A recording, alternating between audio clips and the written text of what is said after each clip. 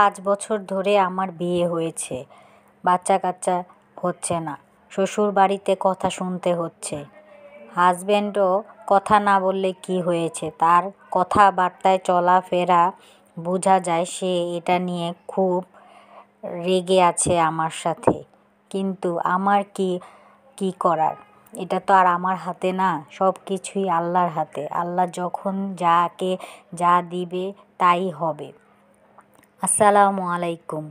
Hello viewers, কেমন আছেন সবাই? আশা করি সবাই ভালো আছেন। আমিও আপনাদের দোয়ায় আল্লাহর রহমতে ভালো আছি। একটা গল্প শেয়ার করতে আসলাম। এটা আমার মায়ের বান্ধবীর গল্প। তো আমার মায়ের বান্ধবী 5 বছর ধরে বিয়ে হয়েছে, বাচ্চা কাচ্চা হয় না। শ্বশুর বাড়িতে অনেক কথা শুনছে, হাজব্যান্ডেও তেমন ভালো ব্যবহার করছে না। এটা নিয়ে সেই আন্টিটা খুবই হতাশ, পুরা মানে কি আর বলবো, ডিপ্রেশনে চলে গেছে। তারপর একজন বুদ্ধি দিল তাকে যে বিয়ে করিয়ে দাও। শ্বশুর বাড়িতেই বলছে সবাই যে বাচ্চা কাচ্চা হয় না, যখন আরেকটা বিয়ে করলে হয়তো একটা বাচ্চা হবে। তো এটা নিয়ে শ্বশুর বাড়িতে অনেক কথা শুনতে হচ্ছে ওই আন্টিটার। ওই আন্টি খুবই ডিপ্রেশনে চলে গিয়েছে।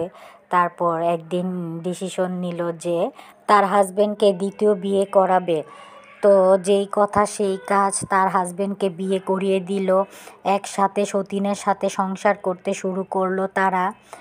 তো সতীনের সাথে সংসার, এটা কি আর হয়?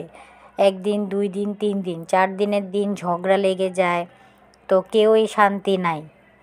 অথচ এই সতীনকেই ওই আন্টি নিজে পছন্দ করে, নিজে সব মার্কেটিং যা আছে যে তার হাজব্যান্ডকে বিয়ে করাবে, সে নিজে বাচ্চা কাচ্চা হবে, সে পালবে, সে দেখাশোনা করবে তার সতীনের বাচ্চাকে।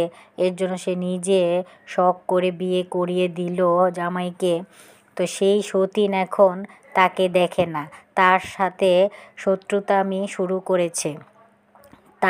তাকে নিয়ে অনেক কটু কথা বলে তার হাজব্যান্ডের কাছে। তার হাজব্যান্ডও আস্তে আস্তে ওনার কাছ থেকে দূরে সরে যেতে লাগলো। তো একদিন তার হাজব্যান্ড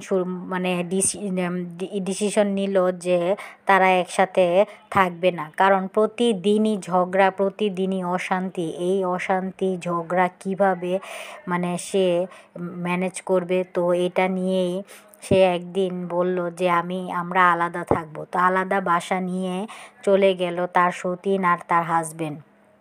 তো আন্টি এত কষ্ট পেল, স্বাভাবিক, উনি তো কষ্ট পাবেই, কারণ উনি নিজেই বিয়ে করালো, উনি নিজেই পছন্দ করলো ওই মেয়েটাকে। অথচ ওই মেয়েটাই তার সংসার ভাঙতে শুরু করলো। আসলে মানুষের কাছ থেকে বেশি কিছু আশা করা ঠিক না, তাহলে অনেক কষ্ট পাওয়া যায়।